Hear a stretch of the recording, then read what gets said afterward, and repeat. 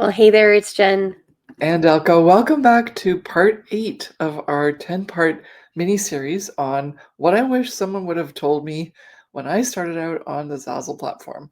If you don't know what Zazzle is, it's something that you are going to want to know about because it's a print-on-demand platform that Jen and I have been on since 2008, made a lot of money.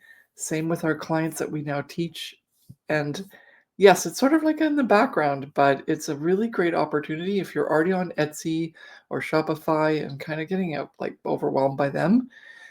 Try out Zazzle. And so if you're a Zazzle designer and you know exactly what this is and who we are, because we're the one and only Zazzle expansion experts that have helped our clients sell over $165 million on the platform. And what's more important, 94 million of that was in 2024. Mhm. I love that. So no one's going to tell us that you can't sell on Zazzle. No one's going to tell us that it only works for us. No one's going to tell us that it's whatever excuse. Fill in the blanks. No. And today's part 8 session is earnings confuse me. What product should I make? So we're going to dive right into that. That's why I started this intro with something to do with sales because it's part and parcel, right? Let's get it straight to start with. Zazzle's print on demand, all in one. They source the products, customer service, manufacturing, billing, everything. We, as designers, make a store, post virtual products in that store with our unique individual designs, market it with cover images and things you might not even understand we're talking about. But the main thing is they're virtually in the store. Someone buys them, we get a royalty. We set our royalty between 10 and 14.99% on Zazzle's recommendation as well as our own because it's worked really well for us. It sort of makes us competitive with our prices. It doesn't overextend our prices to the point where we're not competitive, but we're not also bargain basement. And so if you sell a t-shirt for $20 and you set your royalty at 10%, you'll get $2, right? And this is how we're going to work on the earnings. And also, how do you amass those earnings, right? Because some of our clients are earning somewhere between $10,000 to $20,000 a month, Mhm. right? Some people are trying to make that in a year, and they're going like, Zazzle doesn't work. It does for the people that make it work for them, okay? And they're just the reason that they do is not something scammy or fishy or you have an in with somebody. It's more so they are delivering on providing products that are going to sell. They're not wasting their time on stuff that, just throw spaghetti against the wall, see if it sticks kind of method. And also, they have a really great setup because we've been teaching them because we did that. We learned and figured this out. And it's now part of our strategies that we teach. We figured out what we need as product inventory to make the money we want, right?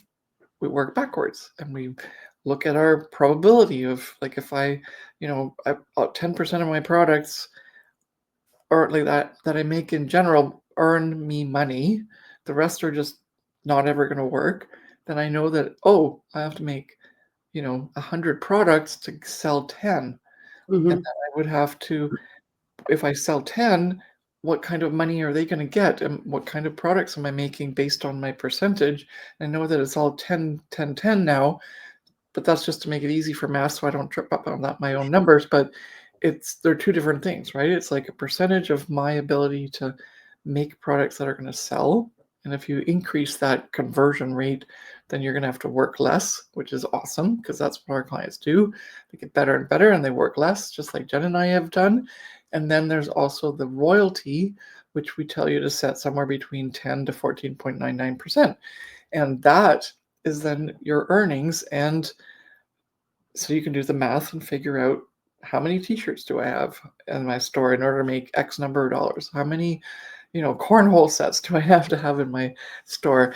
And then of course you're going to be overcompensating to a little bit, but you're going to start having the inventory in your store that actually makes you money and gives you the chance to make money. So that's where I'm going to lead it off to Jen because she has some more points she wants to talk about, but let's get diving into that because I bet you're not quite clear on that. Anyone who doesn't get that, put it in the comments so we can have a discussion because that's the essence of what you want to understand. And it's really important because then if you don't, you're going to have those pain points that Jen's going to mention in a second Yeah. here. So this pain point here is for whether, like, you have to figure out what you have in your store, like Elke mentioned, and understanding that you either are choosing too high or too low price products in your store. So small profits or too high price products for low sales, right? Because if you think about it, the person who comes onto the Zazzle marketplace as a customer has a specific budget in mind. And depending on what they're looking for to buy, let's say that they're looking for an occasion, so maybe a birthday party or a celebration like a graduation or a wedding, etc. They might have a higher budget because it's a celebration that they're, investing money in, and this is a special moment. Then you might have a customer who's coming to your store who just wants to buy something small from your store. Maybe they need some, business cards or some stationery supplies because they're a small business owner. Maybe you have another customer who is coming to Zazzle who is looking for the higher price products like duvet covers and home decor, and they're looking to outfit their home, so they have a higher budget. And I made this mistake when I was first starting out on Zazzle, where I had a goal of, earning a lot of money. And I think obviously I didn't take it in the business mindset right away when I first started out on Zazzle. I was just very happy to see sales if I made any money. But I clearly wanted to make a lot of money, but I never wrote down like a specific goal and said, okay, if I want to make $5,000 a month, these are the product types that I need to have in my store. And this is the amount of volume that I need to have in my store to even amount to that. Because I started out on the Zazzle marketplace selling t-shirts. And I was really happy when I sold some t-shirts and I made some sales, and I was super excited. And I was like, okay, well, I'm making money. This is awesome. And I never really thought about what other products I needed in my store to like earn that amount of money, right? I was just happy that I earned, let's say, $100, and I was just hopeful that that $100 would magically turn into $1,000 and magically turn into $5,000. But it really breaks it down, like Elke mentioned. You have to have a certain amount of inventory in your store and allow your product choices to reflect those things, right? So, for example, if you have an entire store full of stickers, maybe your stickers sell really well for you, and those are popular stickers. But either way, let's say you're selling a sticker every single day, and that's only a couple cents that's getting into your earnings balance. And let's say then you, on the other side of things, maybe you only have an entire store with home decor items that are like the duvet covers and high price point items.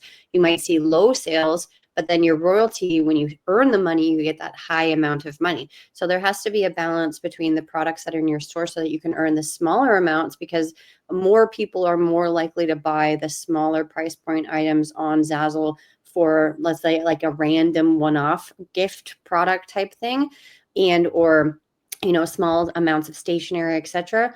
Versus then someone who's coming to your store and buying 100 duvet covers, for example. So to balance it out, you have to add those products, and then going back to really doing the research with your avatar and figuring out like your perfect customer and what would they want, right?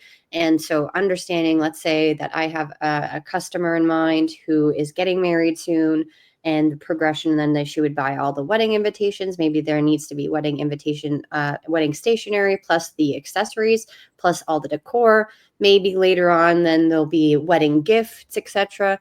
And so there's a whole wide range of products that I have in my store at different price points based on a bride who is on a budget wedding versus a bride who maybe is going all out and buying all the things.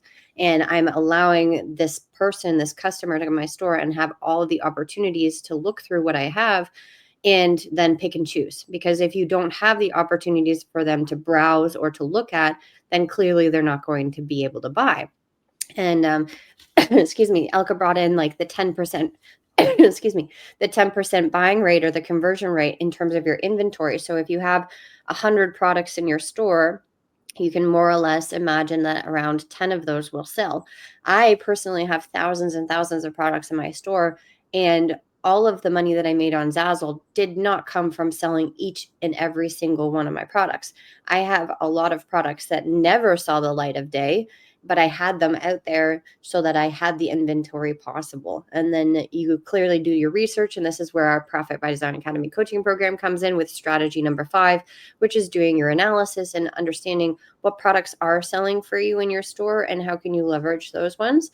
And are they at the high, medium, and low price point product like options, and understanding how all of those sales, let's say the top, X amount of products that are selling in your store, how is that adding to your inventory? Are you selling 1,000 stickers versus one duvet cover? Or are you selling a whole bunch of like smaller items and that's what's making you the money? Or are you selling a lot of high price point products that are amounting to the most amount of money that you're making, like the percentages, if that makes sense? Yeah. And I want to bring back, like, I know that we're almost at 10 minutes here, but I want to bring in the story of Starbucks and probably like every coffee shop, but Starbucks in particular, because they have a lot of extra things that are all around the store, right? And I mean, the lineups for Starbucks, it's already a relatively high priced coffee, right? Even for the basic coffee. So you kind of go like, okay, that must be how they're making their profits. But that's actually just making them run even. And it's the medium and the high price products that people come in and buy in addition to their coffee that are actually making them the profit. So that's why they have this nice selection of extra goodies that you want to eat. And then there's some grounds that you can take home and use in your own coffee maker.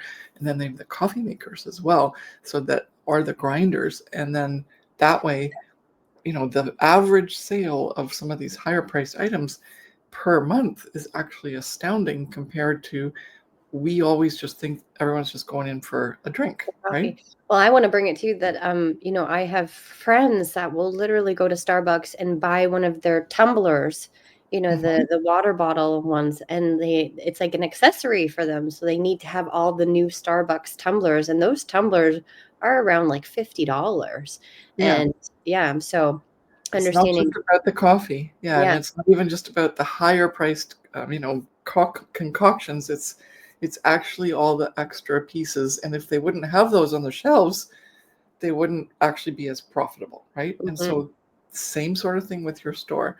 You have to have those products in order to allow people to pick and choose, even if they get attracted to your store at the most frequency with the lower price products. So if you haven't, like, if that didn't resonate, make sure it does. Rewind this part, watch it, listen to it again, because it's the secret sauce. Okay. So a Yeah. nice wide range of high, medium, and low price products in your store. And it's a surprising how many people don't have those.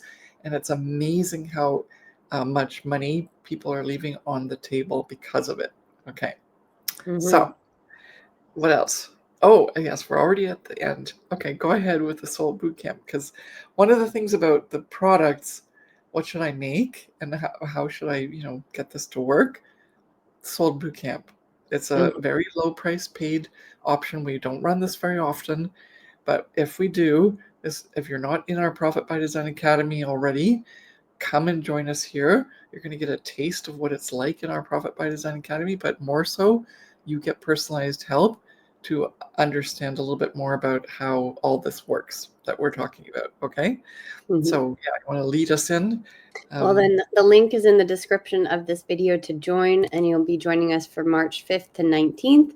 And we are going to be giving you personalized reviews and feedback in addition to three intense and very in-depth trainings, plus an awesome masterclass, which will help you understand how to amplify your Zazzle sales in 1 month. But the most important thing is, because we're talking about this topic here in this video, is understanding what products to make and having the intention to get to your goal, hopefully, right? And the first thing that comes with that is understanding your avatar or your perfect customer, understanding how to make intentional products. Because in this video, we clearly just told you, that you need a wide range of high, medium, and low price point products, but that's not the end all and be all. You have to do intentional research to figure out what those products are, because you could have 1,000, 10,000 products in your store, and each one of them is at a different price point. But if they're not intentional and you don't have the proper titles and tags and they don't serve a customer, then unfortunately you're probably never going to sell those products. So this is where we are coming into the Sold Bootcamp with you to help guide you with that. So make sure that you join. Click the link in the description of this video, and we can't wait to see you on March 5th to the 19th. Thanks so much for watching, and we'll see you later. Bye. Bye.